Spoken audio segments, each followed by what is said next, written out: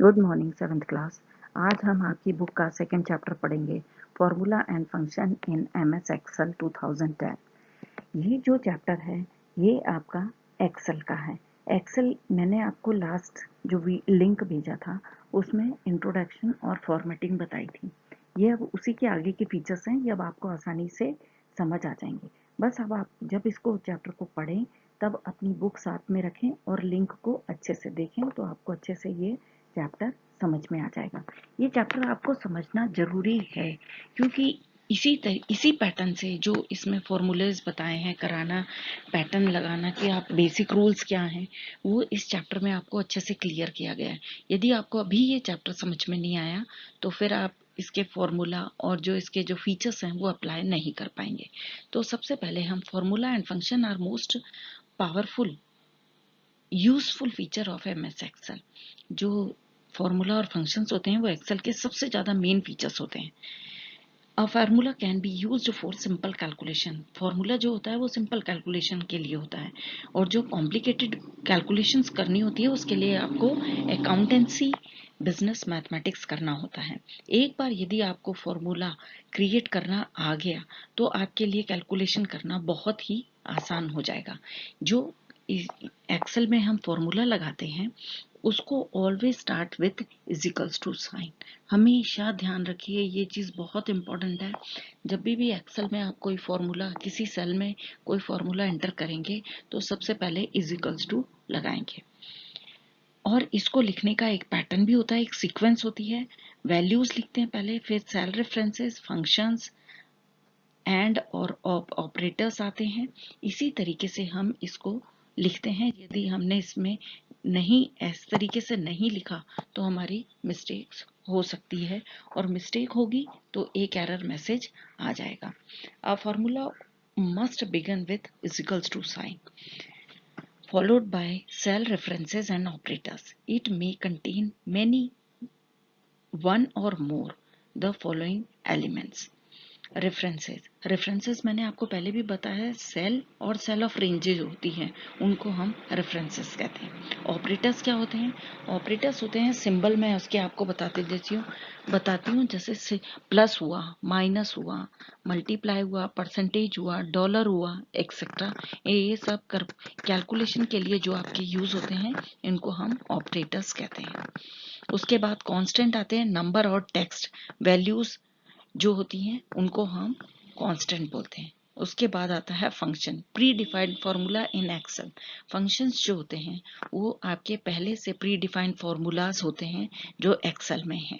यहाँ आपको एक छोटी सी पिक्चर दिख रही है, इसमें आपको ध्यान से देखना है। इजिकल्स टू साइन लगा है, सबसे पहले इजिकल्स टू साइन लगा है, इजिकल्स टू टू सिंबल, फिर उसके बाद A2, B2, C4, E3, E5, ये जो लिखे हैं ये सेल एड्रेसेस हैं। मैंने आपको लास्ट क्लास में जो लिंक भेजा था उसमें मैंने सेल एड्रेस आपको कैसे लेने हैं ये बताया था। उसके बाद प्लस, मल्टीप्लाई, माइनस, ये क्या है? यहाँ पे इधर पे फंक्शंस है। अभी मैंने आपको बताया फंक्शंस ऑपरेटर्स एक ही बात है, ठीक है। और उसके बाद ये जो मैथमेटिकल ऑपरेटर्स हैं, ठीक है। यहाँ तक आपको एक फॉर्मूला कैसे लगाते हैं वो बताया गया है।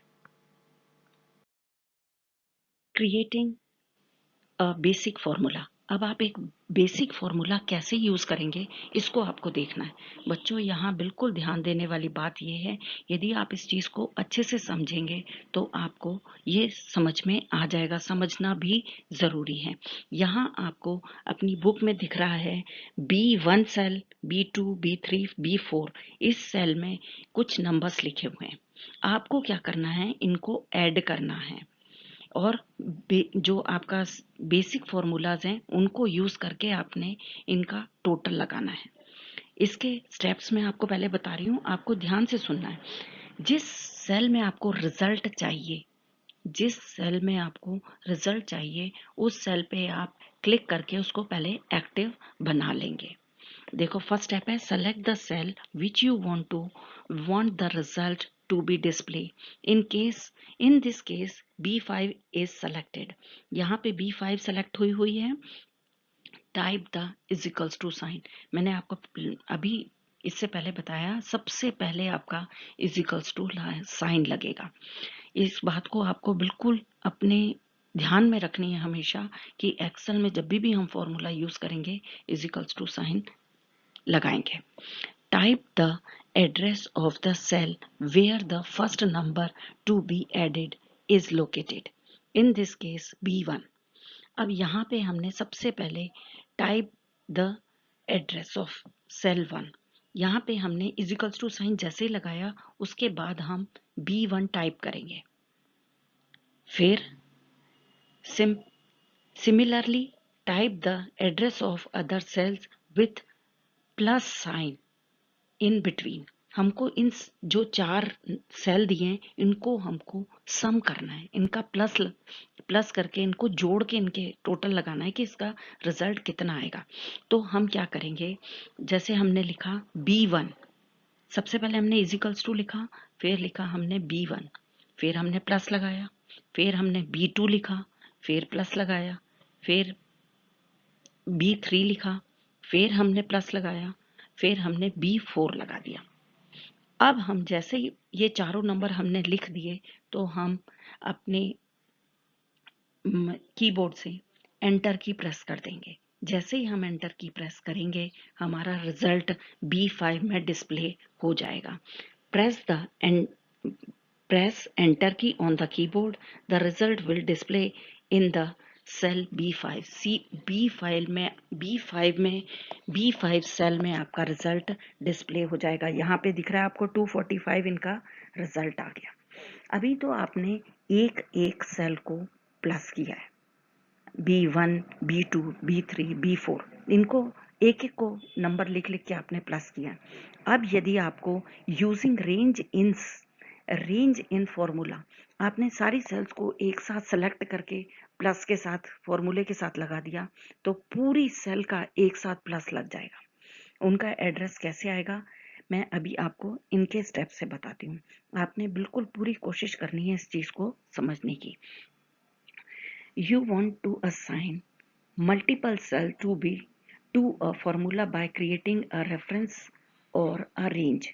अब आपको बहुत सारी सेल को एक साथ प्लस करना है तो आप उन सारी सेल्स को ध्यान से सुनेंगे। For example, if you want to calculate the sum of column और row, it is always better to define a range। First step इधर पे, type the data as given, click on B5 and type the formula is equals to sum।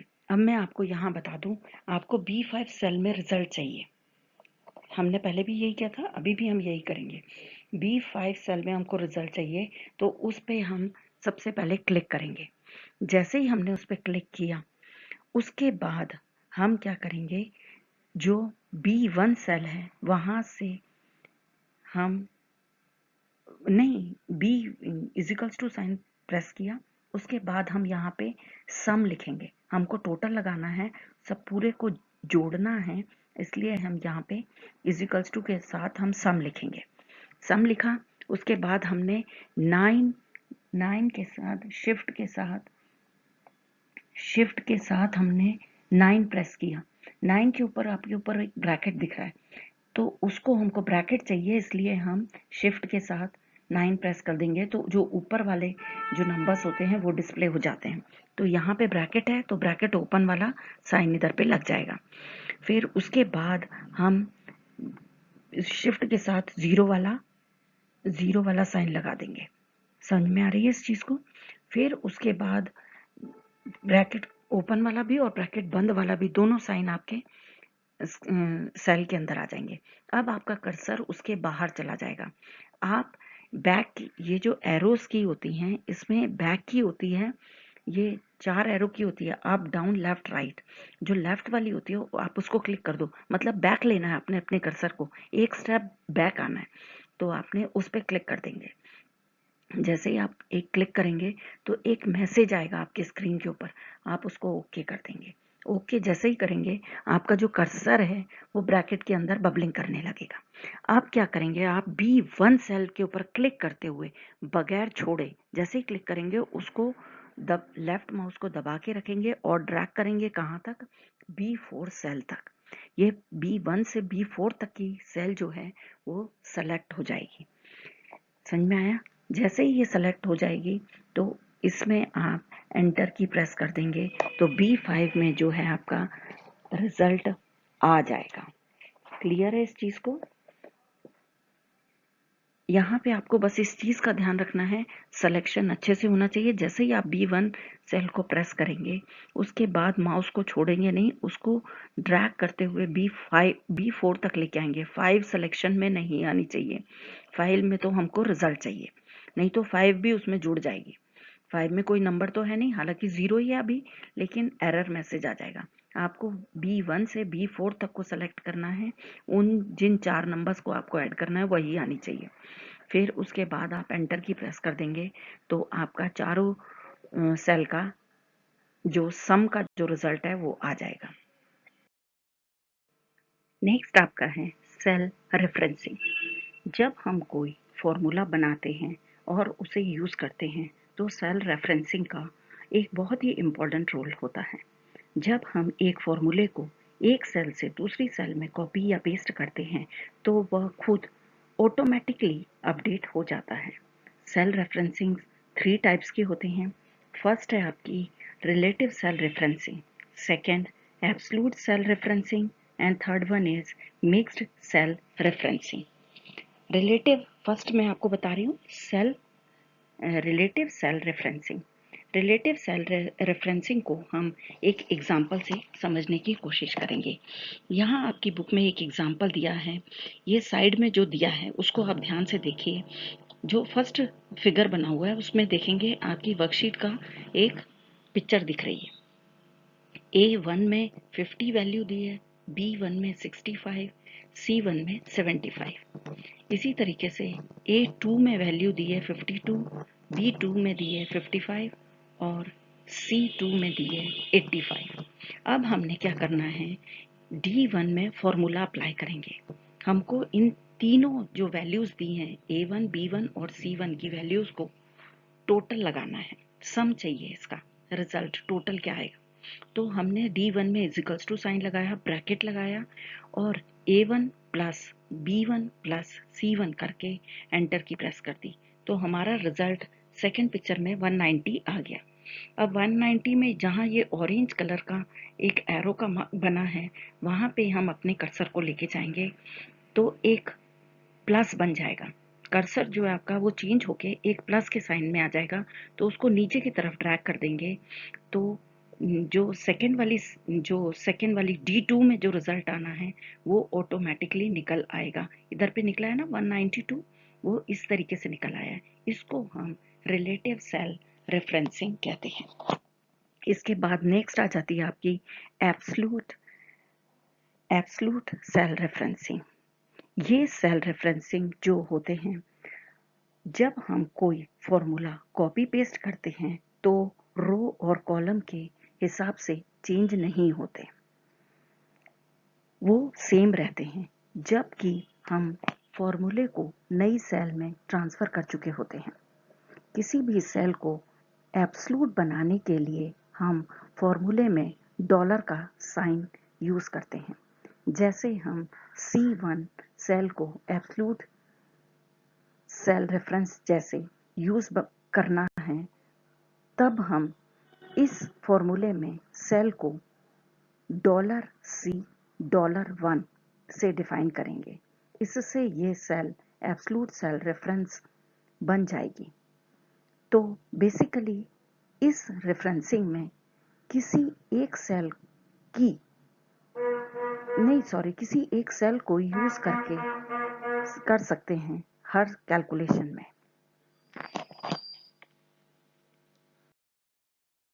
Next आपका है mixed cell referencing. इसमें या तो एक रो absolute हो जाती है या एक कॉलम एब्सोल्यूट हो जाता है और उनके जो करस्पॉन्डिंग रो और कॉलम होते हैं वो रिलेटिवली फंक्शन करता है, मतलब दोनों के रिलेटिव से। बेसिकली एक सेल के एड्रेस का एक पार्ट रिलेटिव हो जाता है और दूसरा एब्सोल्यूट। जैसे कोई एक सेल है D1। यहाँ मैं एग्जाम्पल से बता रही हूँ, D1 एक कोई सेल है। हम फॉर्मूले में लिखते हैं D$1। इसमें D यानी कॉलम है जो रिलेटिव है, उसके आगे मैंने डॉलर साइन नहीं लगाया तो वो रिलेटिव है। और 1 जो है रो, वो एब्सलूट है, उसके आगे डॉलर लग जाने से वो क्या हो जाती है, एब्सलूट हो जाती है। समझ में आ गया? ये तो आपकी थी रेफरेंसिंग। इसके बाद नेक्स्ट आ जाता है आपका function in MS Excel. MS Excel में जो फंक्शंस होते हैं वो प्री डिफाइंड होते हैं, फॉर्मूलाज होते हैं। Function is a pre defined formulas, मतलब इसमें जो भी फंक्शंस होते हैं वो फॉर्मूले आपके पास पहले से प्री डिफाइंड हैं। इनसे कैलकुलेशन परफेक्टली और जल्दी से हो जाती है। मैं यहाँ पे आपको फिर एक एग्जांपल से बताऊंगी। जब आपकी क्लास की मार्कशीट बनेगी तो आप देखिए, आपकी क्लास में सपोज 35 बच्चे हैं, तो 35 बच्चों में से सिर्फ हमें फर्स्ट बच्चे का जो रोल नंबर 1 होगा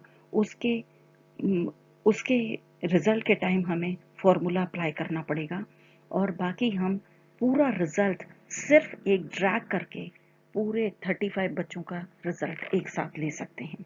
इससे सबसे ज़्यादा हमें टाइम की बचत होती है। इसमें 400 इनबिल्ड फंक्शंस होते हैं जिनसे हम कैलकुलेशन करते हैं। The main advantage of using function that you need not write down the formulas as it is already available। हमको बार बार फॉर्मूलेज लिखने की ज़रूरत नहीं पड़ती। जैसे एवरेज निकालना है तो एवरेज के लिए हमें फार्मूला लगाने की ज़रूरत नहीं है, जस्ट हम एवरेज लिख देंगे।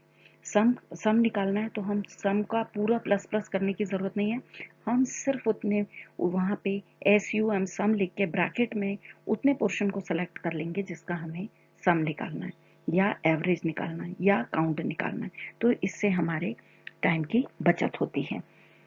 This save your time and efforts. For example, to add 100 numbers you can use an Excel function sum obtain। मैंने अभी आपको बताया 100 बच्चों का भी आपको कैलकुलेशन सम निकालना है किसी चीज़ का, तो वो एक बार आपका फॉर्मूला लगेगा और बाकी आप ट्रैक करके उसको आसानी से निकाल सकते हैं। क्लियर है?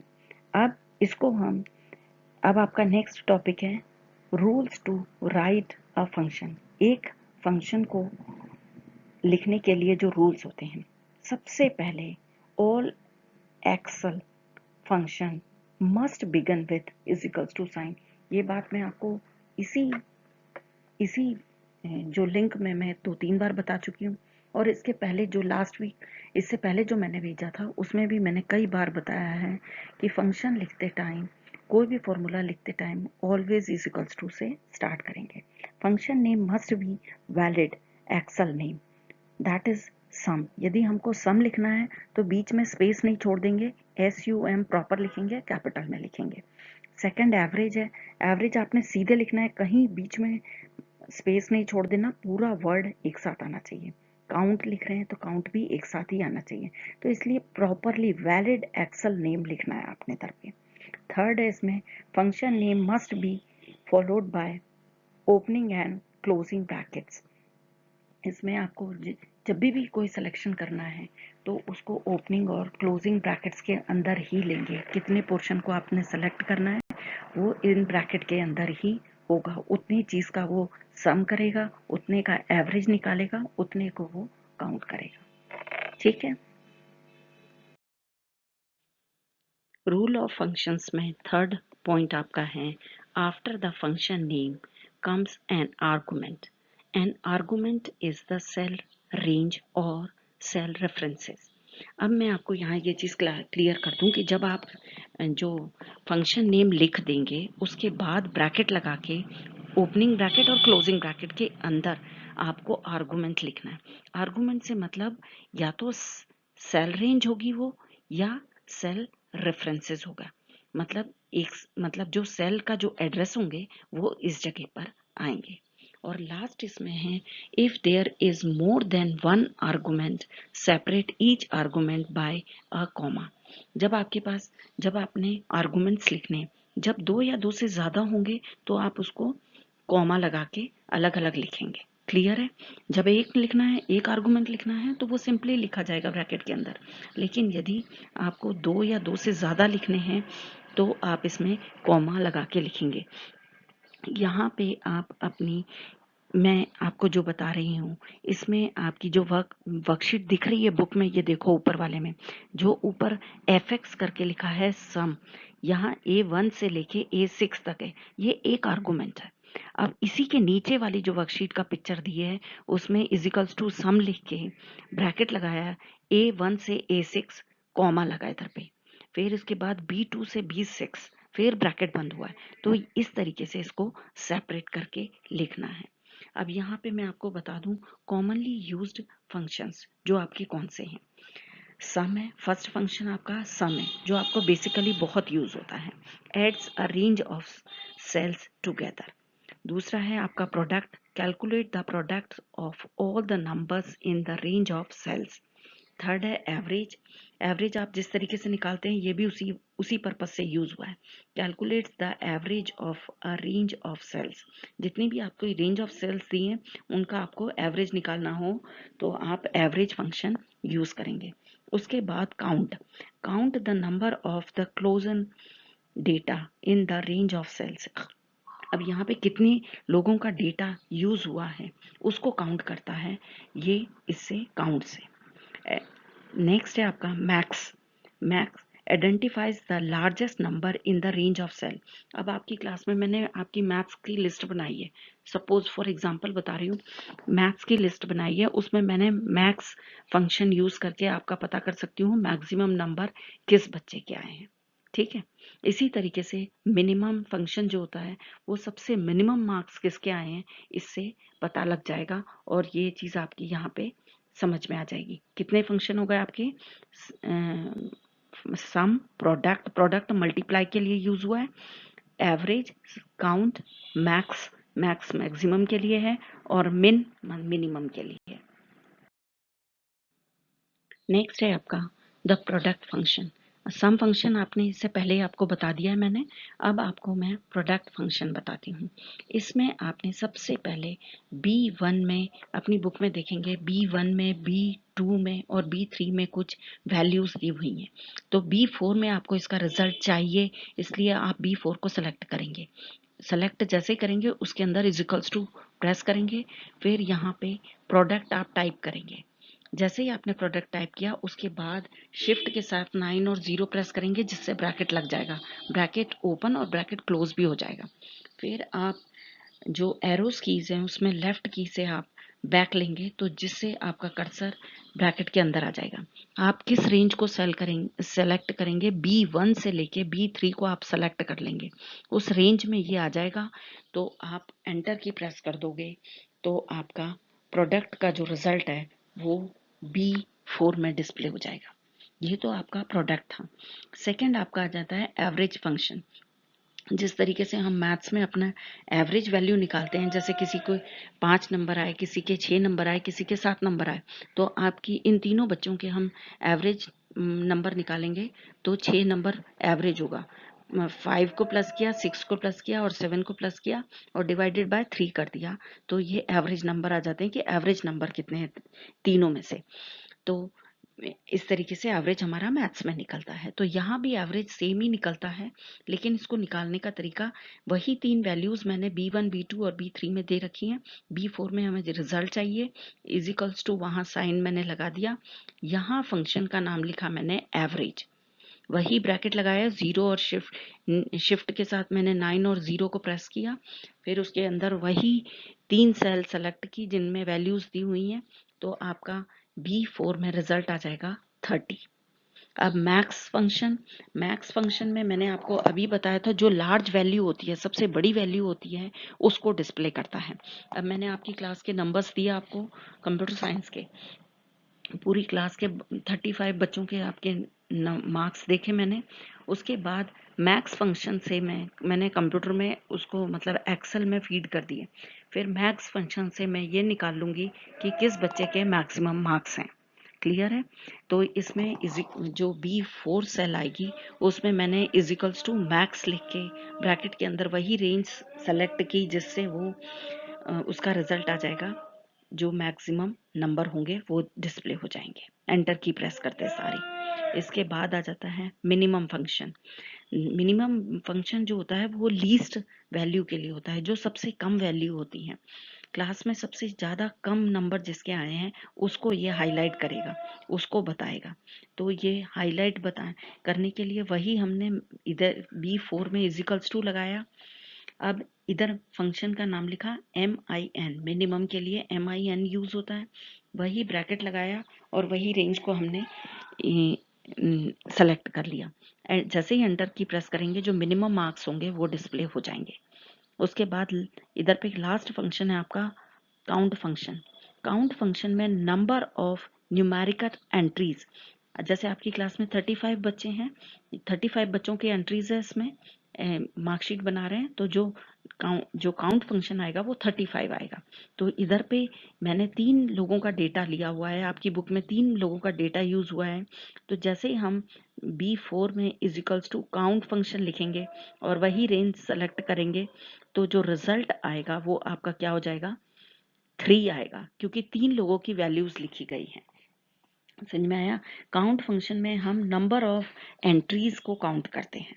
ध्यान रखने वाली बात है, इस चीज को आपने भूलना नहीं है, समझ के रखना है। नेक्स्ट आपका है कॉमन एरर्स।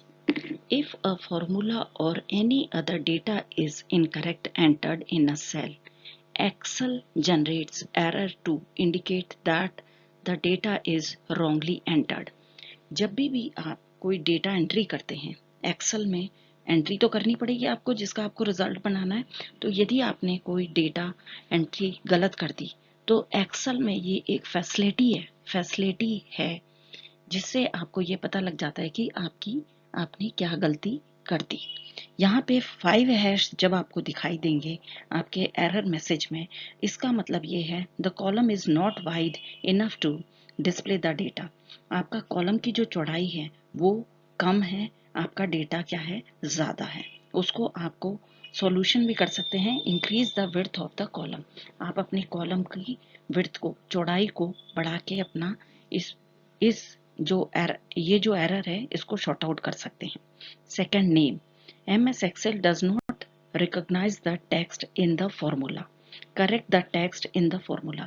जब आपने कोई ऐसा लिख दिया जो उसमें रिकॉग्नाइज नहीं हो रहा, उसको समझ में नहीं आ रहा, तो आप उसको करेक्ट कर सकते हैं। थर्ड आ जाता है value. The value in the formula has wrong data type. गलत वैल्यू टाइप कर दी तो भी ये वैल्यू वाला एरर डिस्प्ले हो जाएगा। DIV, a formula is typing to divide a number with 0 or an empty cell. खाली जगह पे आप 0 से डिवाइड कर देंगे तो इस तरीके का मैसेज आ जाएगा। Reference, a formula contains an invalid cell references. जो आपने सेल रेफरेंस होती है, जो सेल का जो एड्रेस होता है वो इनवैलिड दे दिया, जैसे आपने रो को पहले इंडिकेट कर दिया और कॉलम को बाद में, तो इस तरीके का जो एरर मैसेज है वो आपके स्क्रीन के ऊपर डिस्प्ले हो जाएगा। नेक्स्ट है NA, when a value is not available to a function और फॉर्मूला। जब आपके किसी फंक्शन या फॉर्मूले के लिए कोई वैल्यू अवेलेबल नहीं होगी तो ये लास्ट वाला N#A एरर जो है आपकी स्क्रीन के ऊपर डिस्प्ले हो जाएगा। यहाँ पे बच्चों आपका चैप्टर नंबर 2 खत्म हो रहा है। इसको आपने अच्छे से करना है। इसके बाद आपकी बैक एक्सरसाइज आप अपने आप से ट्राई करेंगे। मैं उसके नेक्स्ट वीक आपको इसकी बैक एक्सरसाइज और क्वेश्चन आंसर्स भेज दूंगी। Okay, thank you.